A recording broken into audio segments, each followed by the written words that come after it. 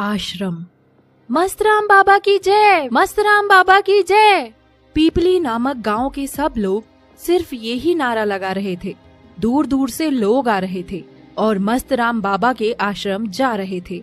ये सब देखकर सोनिया अपनी पड़ोसन विमला से कहती है, दीदी आप सब लोग कहाँ जा रहे हो? अरे तुझे नहीं पता, हमारे गांव के आश्रम में बहुत प्रसिद्ध और तपस्वी बाबा मस्त राम आए हैं। क्या बाबा मस्त राम? ये कौन से बाबा हैं जिनका नाम भी इतना अतरंगी है? हाँ तो माँ, सिर्फ नाम ही नहीं, उनके काम भी अतरंगी हैं। हमारे गांव की सभी गरीब बच्चियों को उन्होंने नौकरी दिलवाई है अपने आश्रम में, और जिन औरतों के बच्चे नहीं होते थे, बाबा की कृपा से सबके आज बच्चे हैं। अच्छा, इतने चमत्कारी बाबा हैं। तो चलो दीदी, मैं भी आपके साथ चलती हूँ। फिर सोनिया विमला गांव वालों के साथ आश्रम पहुँच जाती है।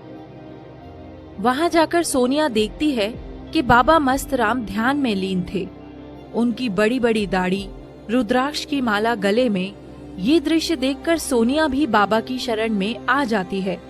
फिर बाबा अपनी आंखें बंद करते हुए ही बोलते हैं, बेटी सोनिया, तुम अपनी बेटी के भविष्य के बारे में चिंता मत करो, सब अच्छा होगा। बस उसे हमारे पास लेकर आना, हम उसे भी आशीर्वाद दे देंगे। बाबा आपको कैसे पता मेरा नाम? और मैंने आपको अपनी समस्या बताई भी नहीं और आपने उसे दूर भी कर दिया। आपकी जय हो बाबा। फिर सोनिया विमला के साथ घर चलने लगती है और रास्ते में उनसे बोलती है, दीदी आपका बहुत बहुत शुक्रिया, आपने मुझे बाबा से मिलवाया। वो सच में बहुत तपस्वी हैं, बिना कुछ बोले ही मन की बात जान लेते हैं। हाँ, मेरे बाबा सबके सुख दर्द दूर करते हैं, तभी तो दूर दूर से लोग आते हैं। स्नेहा को बाबा के बारे में बताती है, उनसे मिलने को भी बोलती है, पर स्नेहा को इन सब चीजों में इतना विश्वास नहीं था। फिर भी वो अपनी माँ के कहने पर वहाँ चली जाती है। दोनों आश्रम में पहुँच जाते हैं और बाबा स्नेहा को आशीर्वाद देने के बहाने उसकी कमर पर गलत तरीके से हाथ लगाते हैं। स्नेहा को ये बिल्कुल पसंद नहीं आता और वो वहाँ से गुस्से में चली जाती है। घर पहुंचकर इससे पहले स्नेहा कुछ बताती, उसकी माँ उसे बहुत डांटती है। ये क्या तरीका था स्नेहा, तुम ऐसे वहाँ से क्यों आ गई? बाबा क्या सोचेंगे हमारे बारे में? उनका इतना अपमान मैं बर्दाश्त नहीं करूँगी। तुझे कल ही उनसे माफी मांगनी होगी। पर माँ, पर वर्क कुछ नहीं, चलना है मतलब चलना है, समझी? अगले दिन फिर से सोनिया अपनी बेटी को लेकर बाबा के पास पहुँच जाती है। बाबा इसे माफ कर दो, इससे गलती हो गई, ये अभी नादान है। कोई बात नहीं बच्चा, पर हमें लगता है कि तुम्हारी बेटी पर किसी का बुरा साया है। इसे कुछ दिन आश्रम में ही छोड़ दो, हम सब सही कर देंगे, वरना इसकी मृत्यु निश्चित है। नहीं नहीं बाबा, ऐसे मत बोलिए, ये मेरी इकलौती संतान है, इसे बचा लो बाबा। मैं आज ही से आपकी शरण में छोड़ देती हूँ। स्नेहा अपनी माँ को बहुत मना करती है, पर उसकी माँ उसकी एक बात नहीं सुनती। फिर रात को स्नेहा सो रही होती है, तभी उसे एहसास होता है जैसे कोई उसे छू रहा था। स्नेहा तभी उठ जाती है और सामने देखकर चौंक जाती है। वो कोई और नहीं, मस्त राम बाबा थे। तभी स्नेहा गुस्से से बोलती है, बाबा आप इतनी रात में यहाँ, और मुझे ऐसे छूने का क्या मतलब?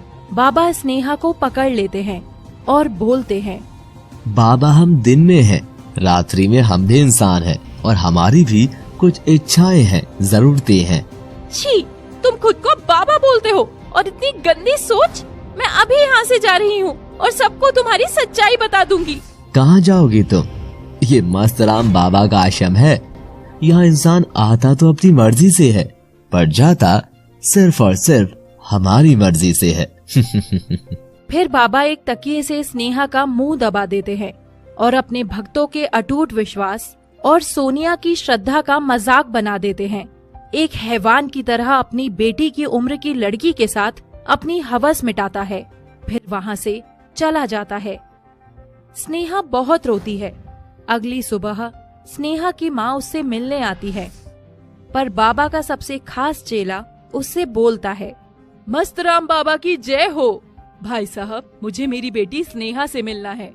अच्छा, आप उस प्यारी बच्ची की माँ हो, पर वो तो पास के गांव में गरीबों की सेवा के लिए गई है। बहुत ही समझदार है आपकी बच्ची, जब से आई है बाबा की तो परम भक्ति बन गई है। आश्रम से चली जाती है और उधर अब रोज स्नेहा को बाबा की हैवानियत झेलनी पड़ रही थी। तभी आश्रम में एक अनोखी नाम की लड़की आती है जो बहुत सुंदर थी।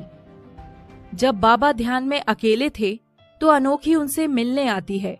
बाबा, आप बहुत अच्छे हैं, मैं आपकी परम शिष्य बनना चाहती हूँ। क्यों नहीं बच्चा, तुम बन सकती हो। फिर अनोखी बाबा के करीब आने की कोशिश करती है, पर बाबा को कुछ समझ नहीं आता कि इतनी सुंदर लड़की खुद ही उनके पास क्यों आ रही थी। फिर बाबा उससे बोलते हैं, ये क्या कर रही हो तुम बच्चा? आपको सुख प्राप्त करवा रही हूँ बाबा। इतना सुनकर बाबा खुश हो जाता है, पर तभी वहाँ अन्य भक्त आ जाते हैं। फिर अनोखी धीरे धीरे बाबा की सबसे खास और करीबी शिष्य बन जाती है, जिन पर बाबा आंख बंद करके विश्वास करते थे। एक दिन अनोखी बाबा से कहती है, बाबा, जब हम दोनों अकेले हों तब भी इतनी कड़ी सुरक्षा क्यों?